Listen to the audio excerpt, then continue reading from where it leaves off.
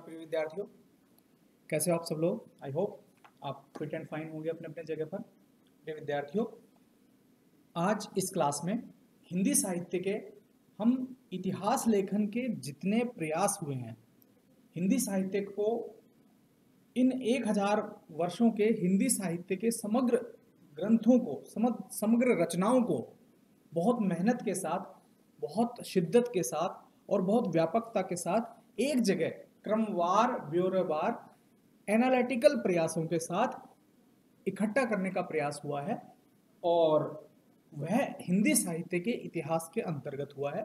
तो आज हम इस क्लास में हिंदी साहित्य के इतिहास लेखन के जितने प्रयास हुए हैं अब तक, उनके बारे में गंभीरता से चर्चा करेंगे। प्रिय विद्यार्थियों, ये हम अलग अलग क्लासेस में डिस्कस कर चुके कि हिंदी साहित्य का जो प्रारंभ है वह लगभग 1000 ईस्वी के आसपास से लगभग सभी आलोचकों ने स्वीकार कर लिया है, अर्थात उसमें कोई संदेह नहीं है।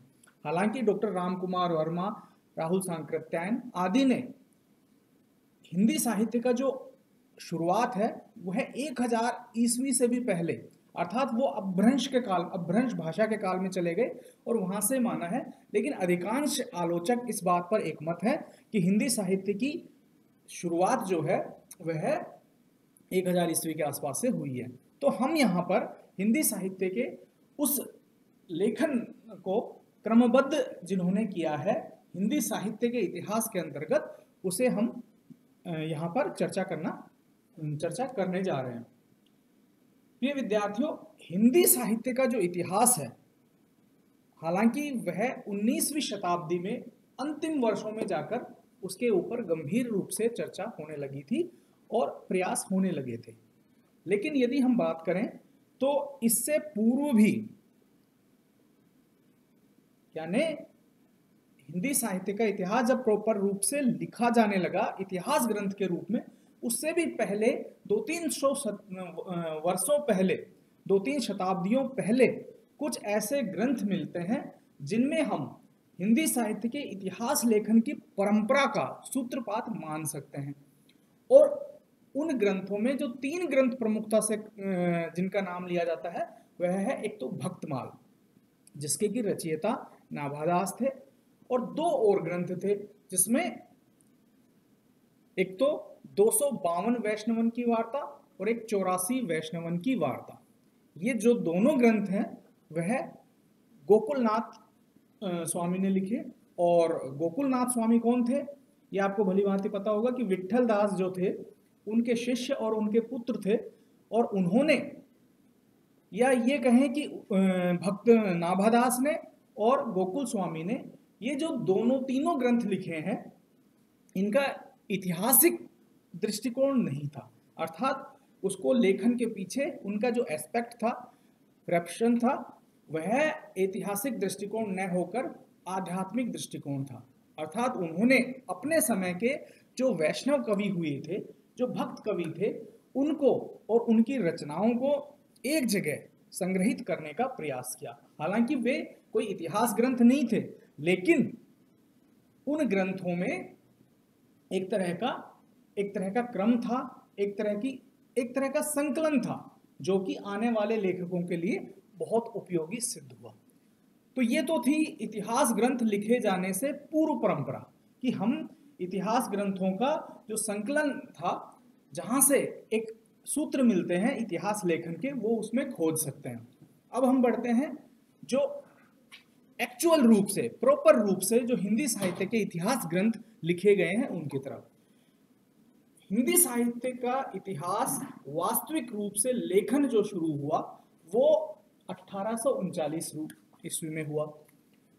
और यह जो प्रथम प्रयास किया था वह एक फ्रेंच विद्वान ने किया था, और उन फ्रेंच विद्वान का नाम था गारसे दे तासी। ये पहले विद्वान थे जिन्होंने हिंदी साहित्य के इतिहास को लेखनीबद्ध करने का प्रयास किया। इस इतिहास ग्रंथ में, इस ग्रंथ का टाइटल था इस्तवार दे लॉ लिटरेचर एंदुए हिंदुस्तानी। इस्तवार दे लॉ लिटरेचर एंदुए हिंदुस्तानी। ध्यान दीजिए कि यह ग्रंथ जो था वो फ्रेंच भाषा में था और इसमें हिंदी और उर्दू के लगभग 750 के आसपास कवियों को स्थान मिला था। अब ये जो ग्रंथ था, ये बाद के आलोचकों ने इसे इतिहास के दृष्टिकोण से नकार दिया। क्यों? क्योंकि इसमें जो कवियों का जो संकलन था वह अल्फाबेटिकल मेथड से था, अर्थात इसकी जो पद्धति थी इतिहास लेखन की वो वर्णानुक्रमी पद्धति थी। अब वर्णानुक्रमी पद्धति क्या होती है ये हम पिछली क्लास में जान चुके हैं। अगर आपको इतिहास लेखन की विधियों का अध्ययन करना है तो मेरी जो पहले की क्लास है उसमें आप देख सकते हैं। तो यह जो इतिहास ग्रंथ था वह पूरी तरह से अवैज्ञानिक था, अनकैटेगराइज्ड था, क्योंकि इसमें जो विधि काम में ली गई है, जो प्रोसेस काम में ली गई है इतिहास लेखन की, वह साइंटिफिक मेथड नहीं था। इसमें हिंदी और उर्दू के कवियों को स्थान मिला था और हिंदी के कवि कम थे और उर्दू के कवियों को ज़्यादा स्थान मिला था। तो बाद के आलोचकों ने, बाद के विद्वानों ने इसे साहित्य के इतिहास के क्रम में न रह करते हुए इसको सिर्फ एक किस्म का संकलन मात्र ही कह दिया। यह इसकी सीमा थी। लेकिन चूंकि यह महत्वपूर्ण इसलिए है कि यह हिंदी साहित्य का पहला इतिहास लेखन का पहला प्रयास था और बाद में एक इसने इतिहास लेखकों के लिए एक प्रस्थान बिंदु सेट कर दिया।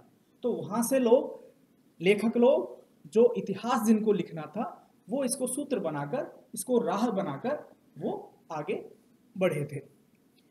इसके बाद आता है इतिहास ग्रंथ मौलवी करमुद्दीन का, और इनका जो ग्रंथ था वो तबका तशरा तजकिरान इजवाए हिंदी। हालांकि ये बहुत ज़्यादा महत्वपूर्ण नहीं है, लेकिन इन्होंने भी सांप्रदायिक रूप से ही सही कुछ कवियों को अपने एक संकलन में स्थान दिया था, तो इसकी गिनती भी हम यहाँ पर कर लेते हैं। हालांकि ये बहुत ज़्यादा इतिहास के दृष्टिकोण से बहुत ज़्यादा महत्व का ग्रंथ नहीं था। इस ग्रंथ के बाद जो इतिहास ग्रंथ लेखन में, हिंदी साहित्य के इतिहास ग्रंथ लेखन में जिनका नाम आता है और बहुत महत्वपूर्ण है, वह ठाकुर शिव सिंह सेंगर। ठाकुर साहब अपने समय के एक जागीरदार थे, लेकिन इन्हें हिंदी के कवियों का साहित्य संकलन का बड़ा शौक था और इनके पास अपनी एक विशाल लाइब्रेरी हुआ करती थी और उसमें उन्होंने उस समय के, तत्कालीन समय के लगभग सभी कवियों की जो भी रचनाएं थी उनका संकलन अपने यहाँ कर लिया था और वह संकलन उन्होंने अपने एक ग्रंथ में लिख छोड़ा है और इस ग्रंथ का नाम था शिव सिंह सरोज। यह जो ग्रंथ था वो 1888 ईस्वी में प्रकाशित हुआ था। इस ग्रंथ की क्या खास बात है कि लगभग इसमें 800 से अधिक हिंदी और उर्दू के कवियों को स्थान मिला है। इस ग्रंथ में उन्होंने लगभग अपने समय के सभी छोटे से छोटे और बड़े से बड़े कवियों की कृतियों को शामिल कर लिया। तो बाद में जो आलोचक हुए, जिसमें आचार्य रामचंद्र शुक्ल आदि महत्वपूर्ण है, उन्होंने इसको एक वृहत कोश की संज्ञा दे दी। इतिहास ग्रंथ तो नहीं कहा, लेकिन इनके जो रचना तत्व था, ये जो ग्रंथ था, इसको इतिहास ने कहकर क्या कह दिया? वृहत कोश। क्यों? क्योंकि इसमें सभी तरह का संकलन था। हिंदी और उर्दू भाषा के जो साहित्यकार थे उस समय के, उसका संकलन, उनकी रचनाओं का संकलन यहाँ मिल जाता है।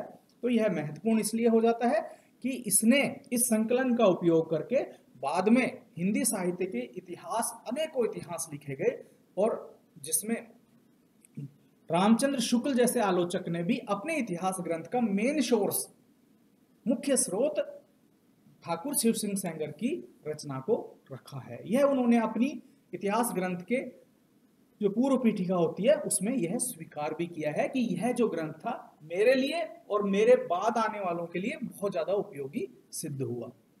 यह जो इतिहास ग्रंथ था यह भी वर्णानुक्रमी पद्धति में लिखा गया था, इसलिए यह जो मेथड था अवैज्ञानिक था, इसलिए इसको इतिहास ग्रंथ न कह के रामचंद्र शुक्ल ने इसको सिर्फ एक कोश कहा, साहित्य का कोश कहा। यह जो ग्रंथ था इसमें भी कोई वर्गबद्ध करने की या नामकरण का प्रयास नहीं किया गया था। तो ये इसकी न्यूनताएं थी, ये इसकी सीमाएं थी, इसलिए इसको एक मुकम्मल, एक प्रॉपर साहित्य इतिहास ग्रंथ नहीं कहा गया। अब हिंदी साहित्य का इतिहास जो था वो वास्तविक रूप से लेखन शुरू हुआ डॉक्टर जॉर्ज ग्रियर्सन के आने से। जॉर्ज ग्रियर्सन एक पाश्चात्य विद्वान थे और ईस्ट इंडिया कंपनी के तहत यहाँ पर पदस्थापित थे, और इन्होंने उत्तरी भारत में, खासतौर पर राजस्थान में साहित्य के दृष्टिकोण से बहुत ज़्यादा कार्य किया था। भारत की भाषाओं पर बहुत ज़्यादा काम किया था। तो इन्होंने भारत की भाषाओं पर जब काम कर रहे थे और राजस्थान में भी ये रहे थे, तो इन्होंने राजस्थान की भाषाओं के बारे में भी बहुत वर्णन लिखा है, और अपने समग्र अध्ययन को हिंदी साहित्य के इतिहास के नाम से the modern vernacular literature of Hindustan नाम से 1888 के ईस्वी में ही लगभग इन्होंने प्रकाशित करवाया।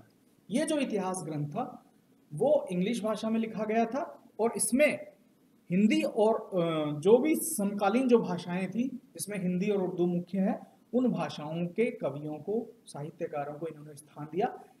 इनकी जो खास बात है वो ये है कि इन्होंने पहली बार काल क्रमानुमा पद्धति का प्रयोग किया, जो कि इतिहास ग्रंथ लेखन के लिए सटीक मानी जाती है। अर्थात इन्होंने अल्फाबेटिकली ऑर्डर को चुनने के बजाय जो तिथि क्रम है, काल क्रम है, कालानुक्रमी पद्धति है, उसका अपने इतिहास ग्रंथ में प्रयोग किया। इसके अलावा इनका योगदान इस बात के लिए भी है कि इन्होंने सबसे पहले काल विभाजन किया। काल विभाजन इन्होंने अपने समय के हिसाब से किया, हालांकि वो दोषपूर्ण है, जिसका विश्लेषण हम अगली क्लासेस में करेंगे। लेकिन इनके लिए खास बात यह है कि इन्होंने पहले काल विभाजन किया, कालानुक्रमी पद्धति का प्रयोग किया, और थोड़ा बहुत विश्लेषण भी रचनाओं का किया। इसके अलावा नामकरण, कालों का विभाजन और उनके कृतित्व के आधार पर नामकरण किया, यह इनकी खास बात है। तो हिंदी साहित्य का इतिहास जो लेखन के प्रयास हुए थे, उनमें यह जो पहला पड़ाव था, हमने आज चर्चा की है पहले पड़ाव की, जो बहुत महत्वपूर्ण है, क्योंकि ये शुरुआत है तो इसमें दोष होना स्वाभाविक है। लेकिन इन दोषों को नज़रअंदाज इसलिए किया जा सकता है कि ये पहला पड़ाव था, तो दोष होना लाजमी है। अगली क्लासेस में हम हिंदी साहित्य इतिहास के दूसरे पड़ाव की चर्चा करेंगे।